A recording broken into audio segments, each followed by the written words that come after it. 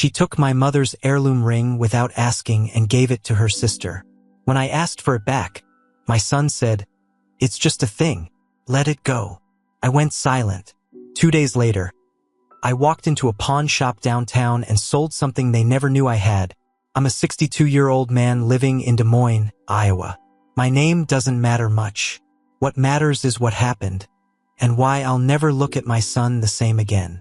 My mother's wedding ring is over 100 years old. It came from her mother, who brought it from Ireland in 1897, hidden in her corset when she crossed the Atlantic. It's gold, hand-carved, and rough around the edges. Nothing flashy, but it's the only thing that connects the women in my family through 4 generations. It's not just a ring. It's memory, the struggle, this blood. When my mom was dying, she gave it to me and said, "Don't let anyone wear this unless they know what it means." I took that to heart. I kept it in a locked safe in my bedroom for over 10 years. Only 2 people knew about it, my wife, Beth, and me. Beth passed 6 years ago from cancer. Since then, I haven't opened the safe much. I don't have many people left. Just my son, Rick, and his wife, Ellie. Rick's a good kid in some ways. Never got in trouble. Did well in school. Got his degree in graphic design and married Ellie right after college. I didn't have much of a say in it. They were already deep into planning before I met her. She was always nice enough on the surface. Called me Dad. Smiled. Brought pie to holidays. But everything felt like it was for show. She was the kind of person who took photos of her Thanksgiving plate before eating, then tossed half of it away. She said, "Family is everything," but scrolled through her phone the whole time she was around mine.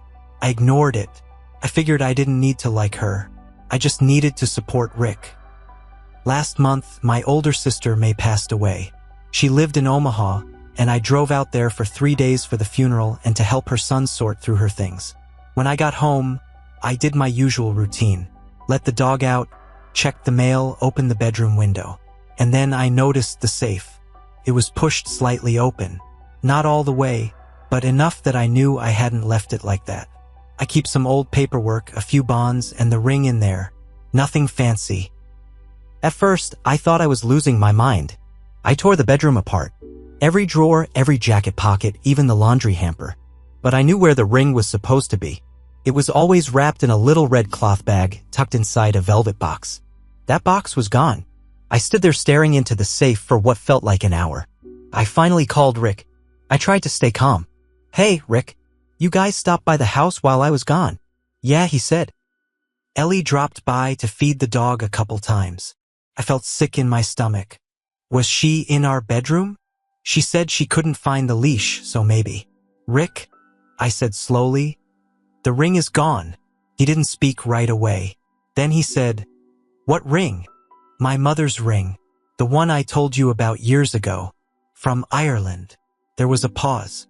Then he said something that made my blood run cold. "Oh, that, yeah." Ellie saw it. She thought it was interesting.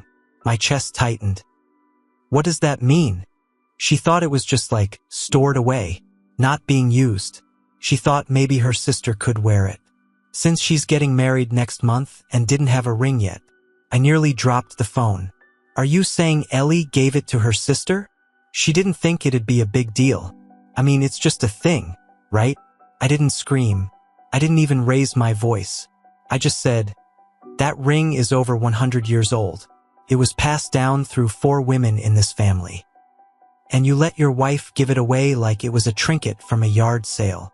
His voice got defensive. "Dad, it's not like she meant any harm. You never even wore it or talked about it. It was just sitting there." I said nothing. I didn't trust myself to speak. That night, I didn't sleep.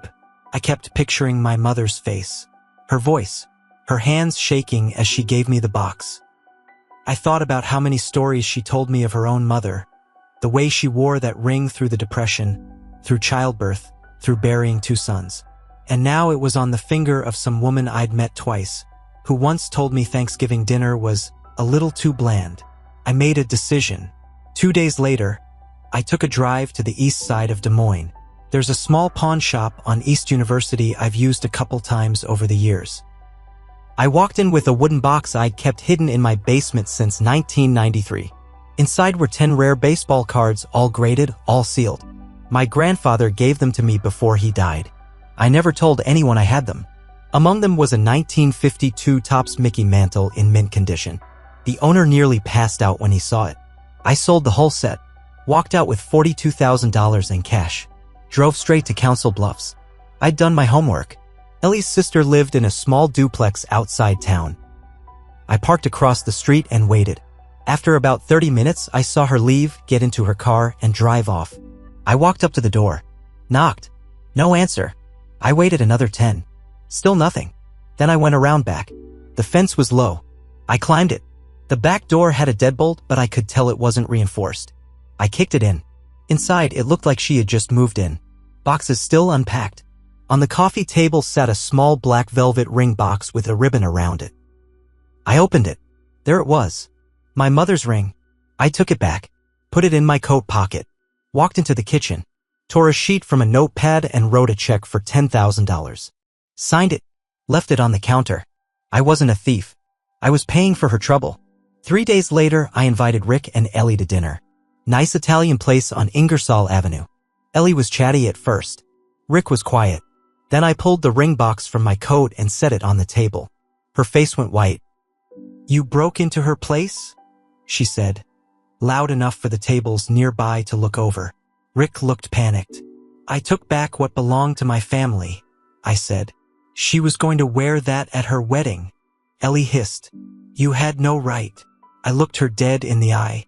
"You had no right taking it in the first place." Rick tried to calm her down. "Ellie, maybe we should just talk about this later." I turned to him. "You're the one who should have known better. You let her walk into my house and take something sacred." He shrugged, just like before. "It's just a thing, Dad." I stared at him. "No, it was the thing. I left them sitting there. I haven't heard from them since. But that's not the end. Not yet." It had been 2 weeks since that dinner. I didn't hear from Rick. No calls. No texts. Nothing. I figured they were embarrassed, maybe angry. Fine. Let them sit with it. Then I got a call from my niece in Omaha, my late sister May's daughter. She was quiet at first, then asked me straight up, "Did you really break into someone's house over a ring?" I paused. "Is that what Rick told you?" She sighed. "No, Ellie posted about it. On Facebook." I don't use Facebook. Haven't ever. Never saw the point. But apparently Ellie did.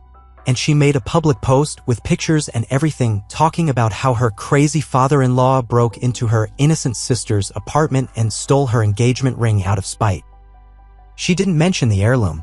Didn't say it was stolen from my house. She made it sound like I was unstable, violent, bitter, a dangerous old man losing his mind. Hundreds of comments from her friends were underneath it. Some saying I should be arrested. Some saying they hoped the sister presses charges. One person even said old men like that shouldn't be allowed to own property or weapons. I sat at my kitchen table, staring at the screenshots my niece had sent me. Rick didn't comment. But I noticed one line she included in the post. "My husband says he doesn't even want our future kids around his dad anymore." That was the part that cut the deepest. It wasn't just that they were lying. It was that my own son was letting it happen. Later that night, I drove by their house, parked down the block. The lights were on. Their blinds were open. They were sitting on the couch, both on their phones, faces lit up by the screens. No talking, just scrolling. Like two strangers in a waiting room. I didn't go up to the door. I didn't knock. I drove home. But I wasn't done. The next morning, I got up early and called my lawyer. He's a no-nonsense guy named Calvin, helped me with Beth's will years ago. I told him the whole story, start to finish. He listened without interrupting. When I finished, he said, "You got receipts?" "I've got proof of ownership, old photos, appraisal docs, and a receipt for the check I left at her place." He paused.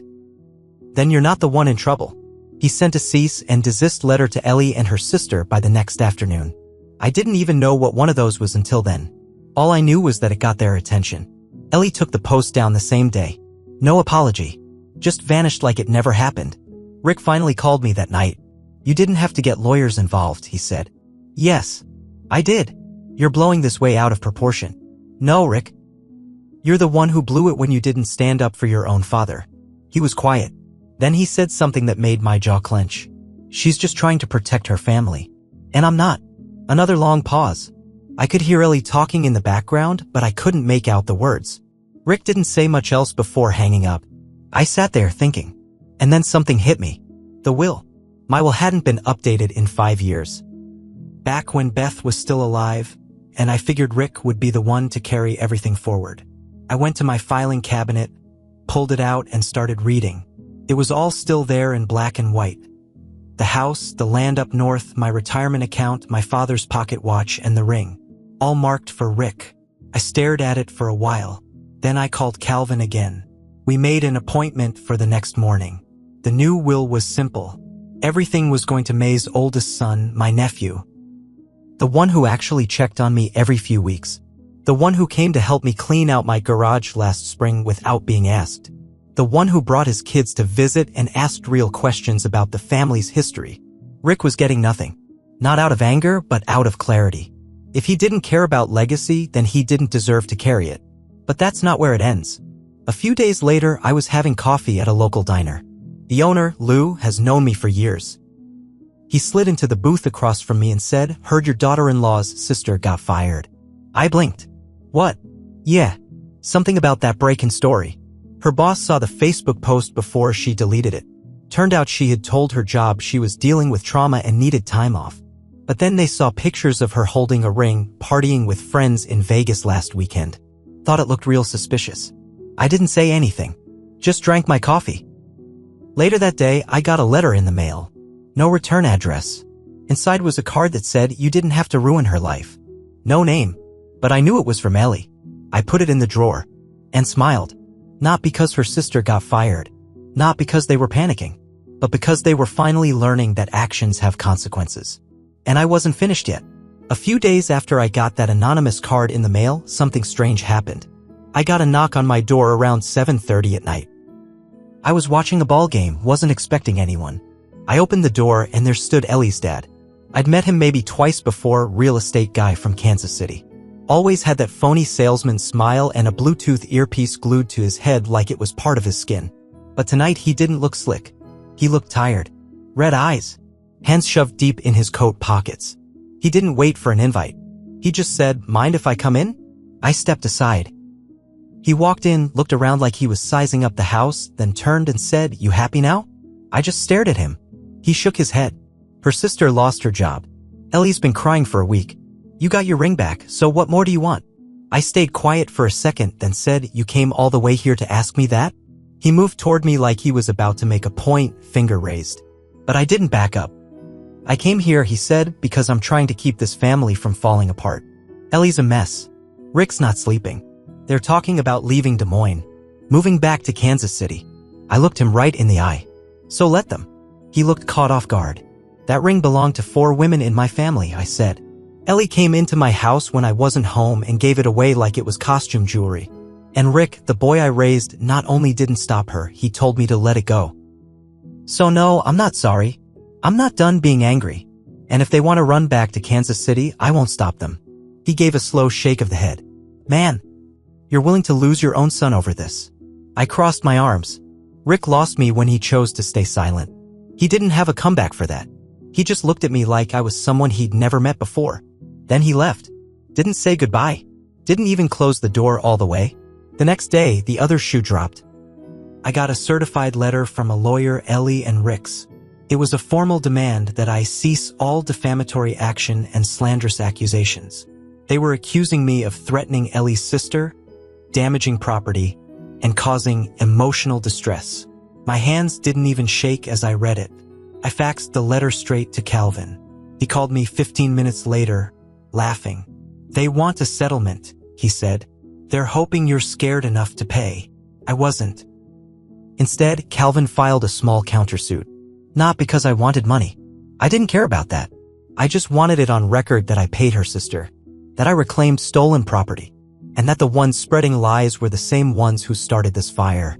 A few local papers picked up the story after the court filing. Small headlines, nothing major. But enough. Just enough for it to hit Ellie's work circles. She was a social media consultant for a mid-level marketing agency. Her job was based on image. And now she had one tied to a petty legal drama and a very public family mess.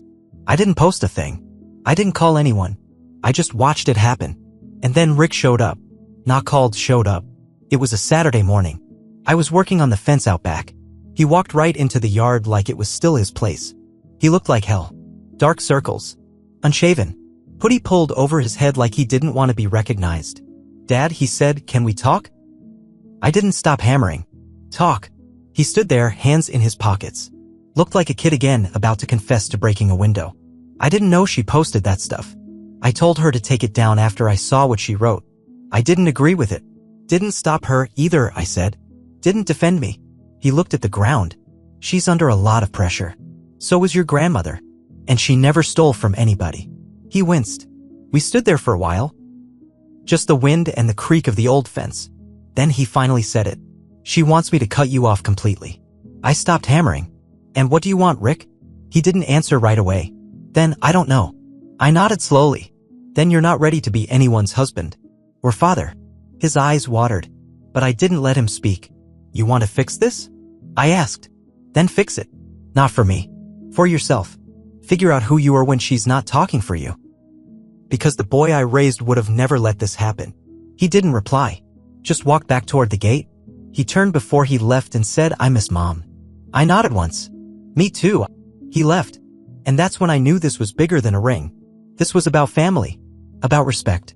About drawing the line and keeping it drawn. And now the final piece was in motion. Because the last thing Ellie didn't know? I wasn't the only one she'd disrespected. Beth's sister, my late wife's twin, is a judge. And she was paying attention now. A week passed after Rick came by. I didn't call him. He didn't call me. But I knew something had shifted in him. Maybe not enough. Maybe too late. But something. Meanwhile, I had lunch with Beth's twin sister, Marianne. She's a retired judge here in Polk County.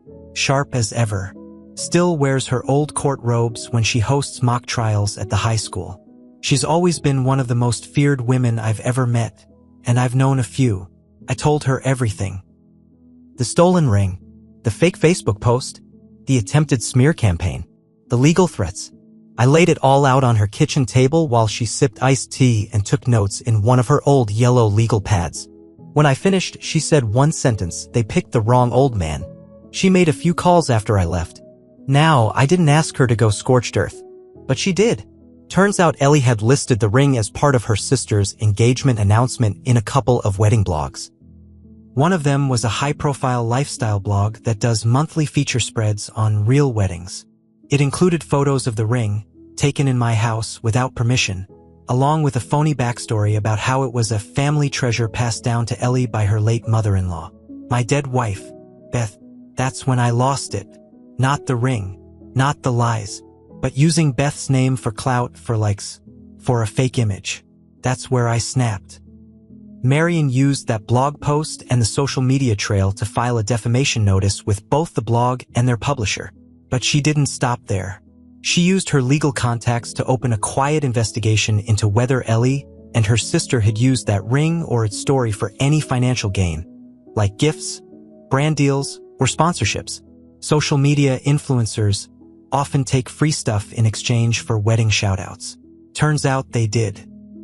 Ellie had accepted over $12,000 in wedding perks from a brand campaign that used the fake story about the ring in their ad copy.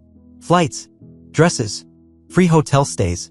Marian handed all that to a lawyer who specialized in fraud cases. Ellie and her sister got hit with a fraud claim. And because the ring was stolen property, everything they accepted under the lie became evidence. They were ordered to return every gift, every cent. One company filed their own lawsuit to recoup costs. Another blacklisted Ellie from ever working with them again. Her little wedding influencer brand? Gone. Scrubbed. Sponsors pulled out. Pages taken down. But that wasn't the final blow. The court ruled that Ellie had knowingly taken the ring without permission, gifted it to someone else, and then profited off the lie. That's theft, slander, and fraud all rolled together. She wasn't arrested, but she was ordered to pay restitution. $18,000 in damages. She tried to fight it. Her lawyer bailed halfway through. Marianne's team buried them. Rick called me a few nights after the ruling. He didn't say hello. Didn't say my name. He just whispered, "What the hell did you do?" I told him the truth. I protected your mother's name. And our family. Then I said something I never thought I'd say. I'm not angry anymore, Rick. I'm disappointed. And I'm done. He cried. I heard it. Quiet, muffled sobs on the other end. Then silence. Weeks passed. The house got quieter. I went back to small things, fixing fence posts, drinking coffee at Lou's diner, visiting Beth's grave. But I felt lighter. One afternoon, a letter came. Handwritten. No return address, but I knew the handwriting. Rick. He wrote, Dad, you were right. I let her lie. I let her take. I stood there and watched it happen. I didn't protect Mom's name. I didn't protect you. I don't know if I married the wrong woman or if I just lost my spine. But I know I lost you. I'm staying with a friend. I don't know what's next. But I needed to say I'm sorry. I hope someday you can forgive me. Love, Rick. I didn't write back. Not yet. Forgiveness takes time. But here's the final piece. I took that heirloom ring, the one that started this mess, and I placed it in a small box. Sealed it. Then I drove to Omaha.